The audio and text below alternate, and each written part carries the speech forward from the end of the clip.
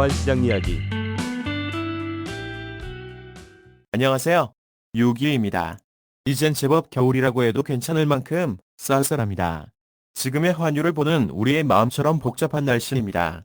그럼 11월 25일 이번 주 있을 기본적인 변동 요인들 살펴보겠습니다. 지금의 분위기는 한마디로 올라갈 요인들밖에 없다고 하겠습니다. 트럼프 당선 이후 1,400원이 넘어가고 한때 난리가 날 것 같았던 분위기는 시간이 지나면서 1,380원대까지 부드럽게 하락하는 모습을 보이며 안정이 되어가는 분위기였습니다. 하지만 미국이 북한군의 러시아 파병에 대항한다는 명목으로 우크라이나의 중거리 미사일 발사를 승인하고 유럽 지역에서도 미사일을 지원하면서 전쟁의 분위기는 심각해져 갔고, 러시아는 대륙간 탄도미사일인 ICBM을 발사했다는 소식까지 나오면서 재차 상승하는 모습이었습니다.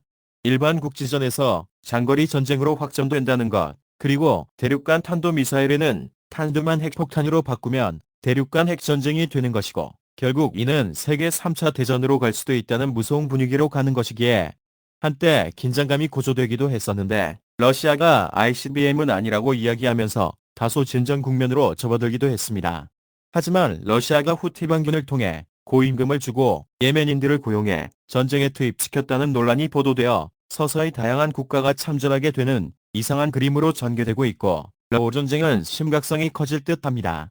이에 반해 미국 내에서는 경기가 조금씩 살아나고, 그러면서 인플레이션 조짐이 재차 나타나니 금리 인하의 속도 조절을 해야 한다는 의견이 나오고 있고, 유럽은 반대로 경기가 점점 침체되고 있는데도 지표상으로는 인플레이션의 조짐이 보여 이러지도 저러지도 못하는 상황에 처해 있고, 그래도 경기 부양을 위해 금리를 내리겠다는 의견이 아직은 더 많아 달러 강세에 분위기가 조금 더 우세해지는 모습으로 가고 있습니다. 일본에서도 당장은 4개월 연속 무역 수지 적자를 보이고 있어 급하게 금리를 올릴 수도 없는 형국입니다. 또 이시바의 장악력이 아직은 사실상 전무한 상태라 미국과 일본의 금리 차가 줄어들기는 힘든 형국일 것 같습니다. 결국 단기간 엔화는 현 수준을 유지할 것으로 봐야 할 것 같습니다. 우리나라는 올해 마지막 금융송화위원회가 28일 있을 예정입니다. 지난번에도 말씀드렸지만 경제 상황을 보면 금리를 내리고 싶은데 주택가격 그리고 환율적인 부분을 생각하면 손을 댈 수 없는 상황으로 보여집니다. 결국은 동결로 가지 않을까 합니다. 이에 반해 뉴질랜드 중앙은행은 27일 금리를 0.5% 내릴 것으로 예측하고 있습니다. 글로벌 금리 인하의 추세에 동조하는 모습으로 나타나고 있어 우리 금통위에 영향이 있을지 지켜보아야겠습니다. 미국은 28일 추수감사절로 휴장입니다. 그럼 지난주 엔화 시장 살펴보겠습니다. 엔화는 지난주 월요일 BOJ 총재가 경기 대비 침착하게 지켜보며 결정하겠다는 의견을 보이면서 전반적으로 약세의 움직임을 보였습니다. 하지만 러우 전쟁의 중거리 미사일 발사 소식이 전해지자 초반 상승하는 분위기에서 전쟁이 확산되면 결국 글로벌 안전자산은 달려 아니면 엔화라는 분위기에 엔화 매수의 움직임이 보였고, 미국이 금리 인하에 고민하는 듯한 모습을 보며 다시 소폭의 강세로 움직이는 모습이 나타나기도 했지만 전반적으로는 큰 변화가 없는 한 주였습니다. 그림상의 155.7에는 지난주 예측치의 상단이었습니다. 원화 시장입니다. 원화는 늘 그랬듯이 엔화와 비엔화의 움직임에 어느 정도 동조하는 분위기였고, 1380원대 레벨에서는 주식시장에서의 외국인 매도 자금의 지지, 그리고 1400원 위선에서는 개입 경계감과 업체의 내고 물량이 나오면서 어느 정도 박스권을 유지하는 모습을 보였습니다. 상대적으로 국제뉴스에 비해 소외되는 느낌도 있었지만 트럼프 당선 이후 1,400원대로 점프한 환율 레벨이 단기적으로는 이 정도 레벨이면 괜찮다는 인식이 벌써 자리 잡는 모습인 것 같습니다. 원화 차트에서도 빨간선 1,405원은 지난주의 예측치 상단이었습니다. 그럼 이번 주 주간 경제지표 발표 일정을 살펴보겠습니다. 25일은 11월 댈러스 연방준비은행의 제조업 지수가 나옵니다. 26일에는 FOMC의 유사록이 공개되고 10월 신규 주택 판매와 11월 리치먼드 연은의 제조업 지수도 발표됩니다. 27일 뉴질랜드 중앙은행이 기준금리를 결정합니다. 0.5% 인하를 예상하고 있습니다. 미국은 3분기 성장률 잠정치와 10월 개인소비 지출, 그리고 주간 신규 실업 구험 청구자 수를 발표합니다.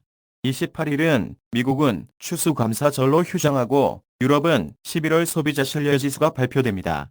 29일은 일본의 실업률 발표가 있습니다. 이번 주는 27일 있을 미국의 개인 소비 지출 발표가 가장 주목해야 할 지표일 것 같습니다. 예상은 이전보다 소폭 상승할 것으로 보고 있어 결국 소비 지출 증가가 가져올 인플레이션을 걱정하는 것으로 보고 향후 금리 인하에 신중해야 한다는 분위기입니다. 물론 우리나라의 28일 금통위도 중요한 일정입니다. 상승 하락 시소를 타보겠습니다. 상승 쪽 무게감이 엄청납니다. 하락은 역사적인 고점이라는 것밖에는 안 보이는군요. 다른 요인들은 상대적인 것이라 좋으면 하락하고 나쁘면 올라간다는 상관관계의 요인들이고 결국은 고점 인식에 대한 정부 개입 경계감과 업체 내고 물량 정도인 것 같습니다. 상승은 역시 지정학적 리스크가 가장 크게 부각되고 있는 모습입니다. 트럼프의 차기 내각도 어느 정도는 임팩트 있게 시장에 영향을 주었으나 이미 성향이 다 보여진 느낌이고 인선도 조금씩 마무리되어가는 모습이라 추가로 크게 시장을 뒤흔들 요인은 없을 것 같습니다. 결국은 이제 지정학적 리스크 그리고 미국 금리 인하의 가능성 정도가 가장 큰 요인으로 남을 것 같습니다. 이번 주 주요 이슈를 다시 한번 살펴보겠습니다. 가장 관건은 러시아 우크라이나 전쟁이 어떻게 전개되는가를 잘 보아야겠습니다. 서방에서 중거리 미사일을 지원받아 계속 쏘면 러시아의 입장에서도 보복하겠다는 의지가 커질 테고 전쟁이 점점 확전될 수도 있을 것 같고 여기에 반해 차기 대통령으로서 트럼프가 나서서 양쪽의 중재를 나서 전쟁을 진정 혹은 종전까지 간다면 분위기가 어찌 될런지 모르겠습니다. 물론 그렇게 된다면 원화 환율은 내려갈 것입니다. 이와 별개로 실제로 나타나는 경제 지표들 역시 미국은 가진 자로서 눈치 보지 않고 하고 싶은 대로 하겠다는 모습이고 유럽, 일본 등 미국 이외의 나라는 결국 경기 부양을 최우선의 목표로 삼고 있는 상황이라 눈물을 흘리며 금리 인하를 해야 하는 분위기로 가는 것 같습니다. 결국 미국의 경제 지표들 그리고 기타 다른 나라들의 동향을 잘 살펴보아야겠습니다. 우리나라 역시 트럼프 당선 이후 도달했던 1,400원을 이젠 당연하다는 듯이 인식하고 있어 향후 추가 상승의 분위기가 만들어진다면 1,420원까지도 올라갈 수 있다는 생각입니다. 당연한 말이지만 그렇다면 우리나라의 금리 인하는 힘들겠다 생각합니다. 27일 있을 미국의 개인 소비지 출지표의 수치도 어떻게 나올지 잘 보아야겠습니다. 소폭 상승을 예상하고 결국 상승이라는 것은 인플레이션으로 가는 길목이라 인식해 금리 인하의 제동이 걸릴 것으로 보고 있습니다. 하지만 미국의 숫자 노름에도 뉴질랜드는 27일 용감하게 금리를 0.5% 인하할 것으로 예상하고 있어 우리나라의 정책 결정에 조금이라도 영향이 있을지 지켜봐야겠고 역시 그래서 올해 마지막인 28일 우리 금통위의 결정 잘 지켜봐야겠습니다.